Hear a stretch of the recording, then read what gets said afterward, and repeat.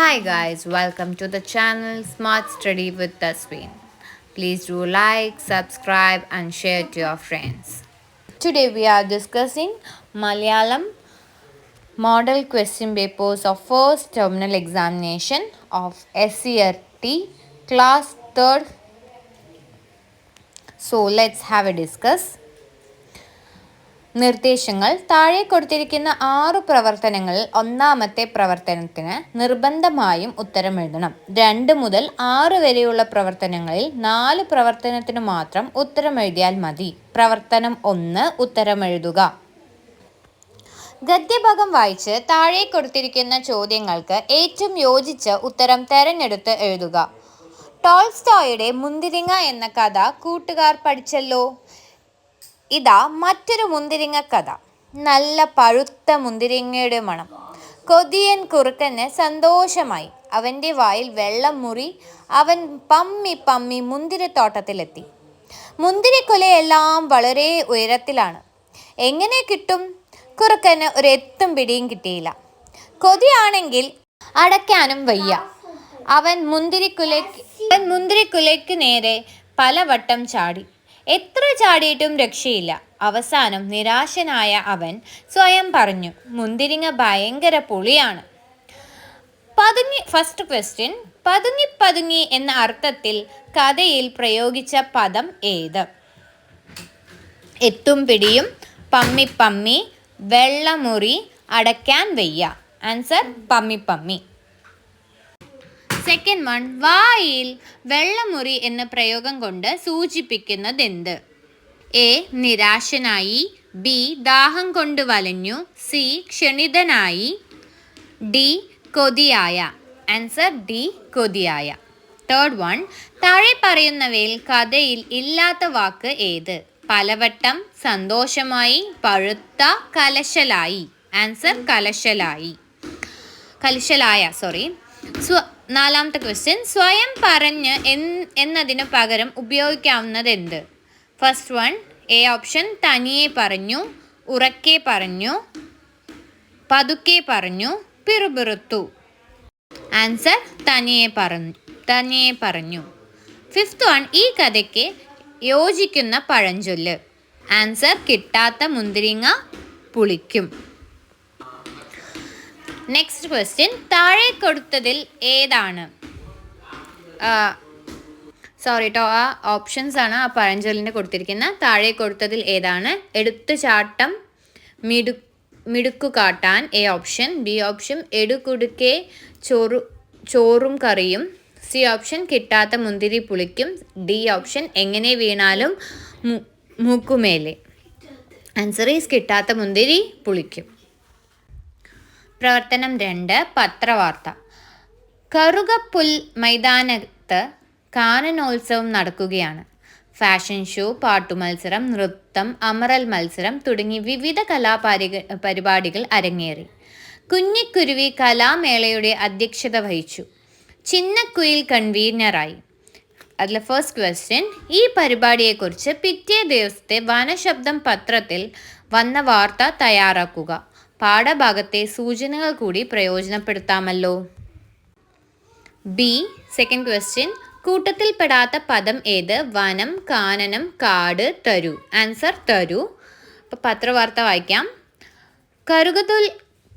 കറുകതുൽ കാട്ടിൽ കാനനോത്സവം, കറുകപ്പുൽ കാട്ടിൽ ആഘോഷത്തിൻ്റെ പുത്തിരി കത്തിച്ച് കാട്ടുകലോത്സവം അരങ്ങേറി. സംഗീത ദിനത്തോടനുബന്ധിച്ചാണ് കാനനോത്സവം സംഘടിപ്പിച്ചത്. കലാമേളയുടെ അധ്യക്ഷത വഹിച്ചത് കുഞ്ഞിക്കുരുവിയും കൺവീനർ ചിന്നക്കുയിലും ആയിരുന്നു. ഫാഷൻ ഷോ, നൃത്തം, അമറൽ മത്സരം തുടങ്ങി വിവിധ കലാപരിപാടികൾ നടന്ന് വിജയികൾക്ക് സമ്മാനം വിതരണം ചെയ്തു. കാനനോത്സവം എന്ന ആശയം അവതരിപ്പിച്ച കുഞ്ഞിപ്രാവിനെ തളിരില അണിയിച്ച് സൂചിക്കൊമ്പൻ ആദരിച്ചു.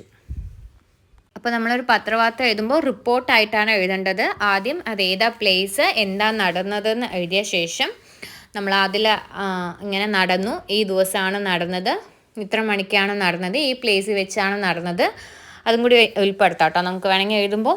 പിന്നെ അതിൽ ആരാണ് അധ്യക്ഷത വഹിച്ചത്, ആർക്കാണ് ബെസ്റ്റായിട്ട് പ്രൈസ് കിട്ടിയത് എന്ന് മാത്രം ഇൻക്ലൂഡ് ചെയ്താൽ മതി. ഓക്കെ. നെക്സ്റ്റ് പ്രവർത്തനം 3, വിവരണം തയ്യാറാക്കാം. ചിത്രങ്ങൾ നോക്കൂ. ഏതെങ്കിലും ഒരു കലാരൂപത്തെക്കുറിച്ച് വിവരണം തയ്യാറാക്കുക. അതാണ് ഫസ്റ്റ് ക്വസ്റ്റ്യൻ. സെക്കൻഡ് വൺ, അതിൽ ബി പാർട്ട്, തുള്ളൽ എന്ന കലാരൂപം എത്ര വിധമുണ്ട്?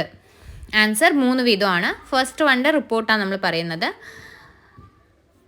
ഒരു കേരളീയ കലാരൂപമാണ് കഥകളി. കഥകളിയെക്കുറിച്ചാണ് ഇവിടെ പറയുന്നത്. ആദ്യം ഹെഡിങ് കൊടുക്കുക കഥകളി എന്ന്, അതിനുശേഷം എഴുതുക ഒരു കേരളീയ കലാരൂപമാണ് കഥകളി. കൊട്ടാരക്കര തമ്പുരാൻ രൂപം നൽകി രാമനാട്ടമാണ് കഥകളിയുടെ ആദ്യ രൂപം. കഥാപാത്രത്തിൻ്റെ സ്വഭാവം അനുസരിച്ചാണ് കഥകളിയിലെ വേഷവിഭജനം. പച്ച, കത്തി, കരി, താടി, മിനുക്ക് എന്നിവയാണ് കഥകളി വേഷങ്ങൾ. അരങ്ങുകേളി, തോടയം, വന്ദന ശ്ലോകം, പുറപ്പാട് എന്നിവയാണ് കഥകളിയുടെ ആരംഭത്തിലുള്ള പ്രധാന ചടങ്ങുകൾ. നെക്സ്റ്റ് പ്രവർത്തനം 4, കവിത പൂർത്തിയാക്കാം. ചാറി ചാറി പെയ്യുന്ന പാടത്തെല്ലാം പെയ്യുന്ന മലയുടെ മുകളിൽ പെയ്യുന്ന ഇടിയും മിന്നലും പൊടിപൂരം.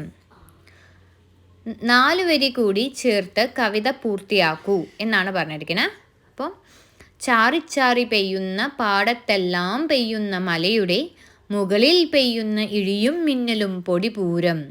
വിത്തുകളൊക്കെ മുളിക്കുന്നു, തവളകൾ ചാടി മരിക്കുന്നു, പുഴവെള്ളത്തിൽ പുതുവെള്ളത്തിൽ ചാടാൻ കുട്ടികളെത്തിപ്പോയി. കുട്ടികൾക്ക് അവരവരുടെ ഇഷ്ടത്തിനനുസരിച്ച് ലൈൻസ് ക്രിയേറ്റ് ചെയ്യാം കേട്ടോ. ഇപ്പോൾ ഇതിലുള്ളത് ഞാൻ റീഡ് ചെയ്തു എന്നുള്ളൂ. പ്രവർത്തനം 5, സംഭാഷണം. അപ്പാണ്യത്തിനു പോയ പലഹാര കൊതിയന്മാരായ മണിയൻ്റെയും ചോണയൻ്റെയും കഥ കൂട്ടുകാർ പഠിച്ചല്ലോ. ആ യാത്രയിൽ അവർ തമ്മിൽ എന്തെല്ലാം കാര്യങ്ങൾ സംസാരിച്ചിരിക്കും? സങ്കല്പിച്ചെഴുതുക. ചോണൻ നെയ്യലുവ, മഞ്ഞലുവ, ചോന്നലുവ ഓർക്കുമ്പോൾ തന്നെ നാവിൽ വെള്ളം വരുന്നു. അപ്പോൾ സംഭാഷണ രൂപത്തിലാണ്, കോൺവേഴ്സേഷൻ രൂപത്തിലാണ് എഴുതാൻ പറഞ്ഞിരിക്കുന്നത്. ചോണൻ നെയ്യലുവ, മഞ്ഞലുവ, ചോന്നലുവ ഓർക്കുമ്പോൾ തന്നെ നാവിൽ വെള്ളം വരുന്നു. മണിയൻ, നീ പറഞ്ഞ പലഹാരങ്ങളൊന്നും ഞാൻ കേട്ടിട്ടു കൂടിയില്ല. ചോണൻ, ഒരു തവണ അപ്പാണത്തിന് പോയപ്പോൾ പിന്നെ എല്ലാ വർഷവും പോകും. മണിയൻ, ഞാൻ ആദ്യം ഓർത്തു നീയൊരു മണ്ടനായതുകൊണ്ട് ഇത്രയും ദൂരം പോകുന്നെന്ന്. ചോണൻ, ഇത്രയേറെ പലഹാരങ്ങൾ രുചിക്കാനുള്ള അവസരം പാഴാക്കിയാൽ അതാകും മണ്ടത്തരം.